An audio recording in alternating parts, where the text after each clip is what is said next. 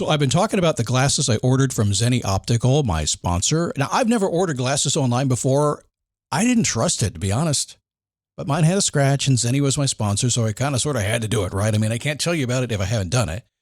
So my previous thinking was, prices are too cheap. These can't be good.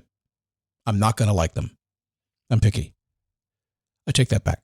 Mine costs about $70, and I can't tell the difference from the $500 pair I purchased 2 months ago.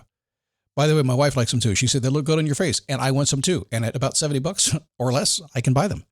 I am surprised, and I'm a customer. Zenni Optical has prescription glasses, sunglasses, blue light lenses, all starting at under $30. Go to Zenni.com, pick a frame, upload your prescription. They'll ship it to your door. No appointment, no store, no upsell at the counter. And Zenni has that virtual try-on, so you can see exactly how the frames look on your face, and that is very cool and confidence building. If your glasses are overdue for a refresh, now it's time. Go to Zenni.com/podcast and use the code podcast15 for 15% off your first order. The styles sell out pretty quick, so don't sit on this. Go to Zenni.com/podcast, promo code podcast15. Okay, funny story. My wife was listening to my podcast the other day. Yes, she does that. And she said, what's this thing called Whatnot you keep talking about on your podcast? Are you shopping without me? Yes, I am. I'm cheating on you. It's called Whatnot. It's live shopping with chat, and it's a lot of fun. Look, I coach a lot of people online. I coach people to make money online. Most don't know how to do it. And I have been telling a few lately to go to Whatnot, see what they're doing, and give it a try. If you're a Whatnot seller, you really shine, and your people find you. And that's a big deal because if you're selling online, they need to find you for you to make money, right? And then they become repeat customers because they see your face, not just your logo. Whatnot is the largest dedicated live shopping platform, whether it's beauty, it's collectibles, electronics, luxury, fashion, even cookies. Yep, cookies. Sellers are building real thriving businesses. Anyone can do it too. Some people on Whatnot are selling, get this, 10 times as much as they do on other major marketplaces. And you don't know this, but Whatnot buyers spend more than an hour on the app every day. They're not browsing. That's why they call them buyers. They're buying your stuff. So here's how it works. You go live, you showcase your products, and you earn real income. Search Whatnot, WHATNOT, in the App Store, download, and you can start selling right away. How are you? Happy Wednesday. Come on in here, man. About this time, I think everybody's on vacation. We live near a Buc-ee's in Daytona Beach. It's up kind of in the areas where I do some shopping, and it's crazy. You guys are hitting Buc-ee's like crazy. They can't have any beef jerky left at all, given that it's a holiday weekend.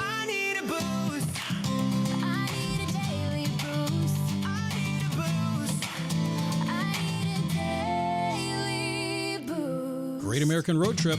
It's a lot of fun, isn't it? Except on a holiday weekend. But it's a lot of fun. And it'd be good to have you. My name is Scott Smith. Thanks for stopping by. Talking about freedom this week, and freedom in the sense that it's your personal freedom. A lot of people talk about this. A lot of people try to say how to do it, and ultimately, I guess it's how you judge it. But I've just done thousands of hours of coaching hours. I work with a lot of people who even judge me sometimes. They go, well, you don't have the freedom you want. I said, yeah, it's really difficult sometimes because you get doing what you're doing and then you get kind of good at it and you get doing it for other people. And suddenly you don't have the freedom you wanted to have. It's a very difficult thing to do. You got to manage it.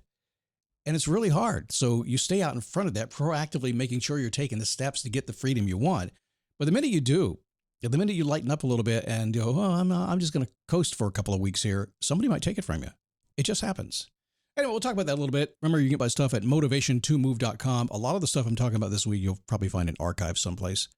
Just go to Motivation to Move, all spelled out, and search, and something will show up. I'm sure I've done, I think we have, is it almost 1,300 podcasts that are on the website? No, I don't have all 5,000. No, you don't get to hear 20 years of my life. I mean, the last 7 or 8 years, man, that's enough. I don't even want to hear that. So today, a trait that I've noticed in people that have a freedom life, people that have chosen to have freedom of time, freedom of money, freedom of choice, freedom of opportunity, all those things that maybe you want. Maybe you haven't thought about it. I don't know. Maybe that's not what you're here for. But most people I end up working with or I spend my time with, frankly, the people I hang out with, the people I most hang out with, they really live this first. When I take a motorcycle trip, I got a bunch of buddies here. They're not in my business. They do other stuff. But boy, they have the freedom lifestyle, and they call in the strangest times, and they're, hey, we're going to do this, we're going to do that. I have a friend of mine who just finished a 3,600-mile, 6-day trip all by himself. His goal was to ride his motorcycle in every state in the country. He has now done it except Hawaii, and to set a couple of records along the way, 1,000 miles in 24 hours, 1,536 hours, that kind of thing. Freedom lifestyle. Just to saying, I had this goal. I've set my life up so I can disappear for a week and a half. God bless his wife. Do you get to do that? It's hard. It's really hard. You have to be very proactive to make this happen. And you're going to trip over some people, and people are going to trip over you when you do this. Because trust me, he had to negotiate when he went and made that 3,600 mile trip with his wife. She was wonderful. I know her well, and she's going to be fine with it. She knows what she married. But he's going to pay the price when he gets back. There's something coming for her. It's coming. It's probably going to be a new car. I just saying, because I've seen too many new cars come her way after he goes and does something like that, all right? There is a cost to your freedom, isn't it? There's always a cost. And does it always work out? No. If you put it in relation to this country, the way this country started, and even to this day, there are people that are fighting for freedom, however they see it, whatever it is, a free country. You can see however you want to. Some will succeed, some will not. Some will live, some will die. That's it. There are prices to pay. So you can't always guarantee it, for sure. That's why the more you understand the basis of it, the more you understand how you build it on a stable foundation, the more you have control. My kids, for the longest time, when they were growing up, and I tell them, I said, you got to keep your finger in the hole in the dam. And my son said, well, why don't you just patch the hole? I said, well, you can, but it's going to break anyway, because that's what they do. It's just always a hole in the dam. There's always a leak somewhere, like a swimming pool. It's like the reflecting pool. There's a leak somewhere, right? It just happens. And sometimes it's sketchy, but I won't go there. There's always a leak someplace. I said, so just keep your finger there just in case. You don't have to keep your finger on it. If you take your finger out and it's not leaking, that's fine, but keep it close by, because something's going to leak, something's going to break, something's going to fall apart. Just when you least expect it. When everything's going exactly the way you want it to go, you think you have the freedom life you want to have. You can listen to a podcast like this. I'm going to give you some ideas. She said, damn it, I was in such a good spot until Scott started talking to me. Tell me I haven't done this before. Freedom is interesting. But let me tell you what rookies do at freedom.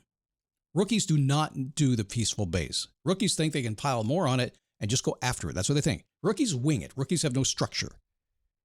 Peaceful base is structure. When you have structure, creativity and freedom comes from that. It doesn't come the other way around. You look at anybody who's out there just wanting the freedom lifestyle, and what you'll find is they don't have what they want. If they don't have the good foundation, they don't have it. What happens is they seemingly are living free, but they never have any money to go anywhere. They've got a lot of friends who are enabling them. Yeah, it's not good. But then you see other people who have taken time to build the foundation to get that peaceful base, and then they just do what they want to do, and everything's good. It's so important. So we're going to reveal the pattern. We talked about that on Monday. Then we're going to name who you are so you understand who you are. Because if you're out there, listen, you can't live a free life if you don't understand who you are doing it. Because if you don't understand who you are, you're like everybody else, and they're not living your lifestyle, are they? This episode is brought to you by Accenture. When your advertising operations fall out of sync, everything else follows. Spotify and Accenture are working together to reinvent the rhythm of ad sales, using automation, analytics, and smarter workflows to simplify campaign delivery and access better data across the business. The result? Less time spent on operations, more time connecting brands with the moments and fandoms that matter most. Learn more at accenture.com/Spotify. You got to be able to know to say it. So we name you yesterday. Today, we do what successful people do. See, you may be doing this. You may have heard this from a lot of people on the personal growth arena like I live in. You got to clear the clutter. You got to get rid of the stuff. And that's true. The stuff may be in your garage. It may be in your head. I don't know where it is, but you definitely got to get rid of stuff. You're doing things you don't need to be doing right now. But that's not the thing that really makes you successful. Yes, get rid of the clutter. No doubt about that. But there's something more important. You see, successful people that have the time, people that have the money, people that have the foundation, people that have the stuff, have it under control. They got their mind, they got their friends, they got everything under control, right? They like their stuff. I have a very cluttered life. I have lots of moving parts. That's what happens when you build a decent life. It's sophisticated and complicated, and there's lots of moving parts. I'd love to get rid of them. But it's like a business. When you run a business, people say, I need to cut my costs. Cut. I said, no, you need to do sales. Or somebody will say, Scott, I cut my cost all the way. I did. I cleared it all out. I have no more costs. I can't cut anymore. What do I do now? I said, well, you better make a sales call. This is the truth, right? You can only cut so far. The budget only goes so far. Eventually, you still got to eat, so you got to pay for it. So you can't clear the clutter and get what you want. Clearing the clutter is fine. I have a very well organized garage.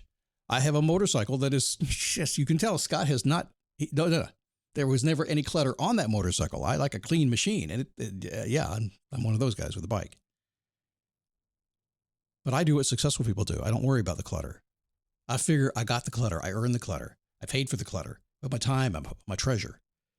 I clear the deck. That's what I do. Successful people who do really well and have the freedom they want, they simply say, I'm never going to get rid of all the stuff I have. And in fact, I don't even want to. Not even going to try. I got rid of what I don't want. I'm good. Everything I have, I like. I like my clutter. I like my stuff. I spend a lot of time learning this stuff. I spend a lot of time buying all this stuff. I spend a lot of time getting all these relationships together. I spend a lot of time building these businesses. I spend a lot of time doing all this stuff. I don't want to give up any of that stuff. I want to have it all. People say you can't have it all. Hell, you can't. Can't focus on it all at the same time. So if people that want to have it all and have built it all and want the freedom of life understand that you can't ever get down to nothing, they clear the clutter out. In other words, just push it aside. Let me make some space, go do the next thing I want to do. That's it. Just go do it. They make the space, clear the clutter, and go do it. Now, if you have a peaceful base and a foundation, you can do that. Because when you clear things apart, you still pay the bills, you still have relationships, you still have the stuff you built in the past, and you got space to go work on your thing. If you just say, clear the deck, and you don't have a clear foundation, a solid foundation, it's going to collapse on you. It always does. But it is something we have to do when we start making this peaceful base and becoming the person that we want to be. We just want to clear the deck. I was shopping for a Tesla yesterday and kind of fell in love with it. I've never driven a self-driving car. Wait a second. I think to this day, I still haven't driven a self-driving car. You really think about it? I told my wife, she goes, well, you're going to have to get rid of your other cars and your motorcycle. And I said, no, no, I want this too. She goes, why? You don't really need it. I said, who says I don't need that?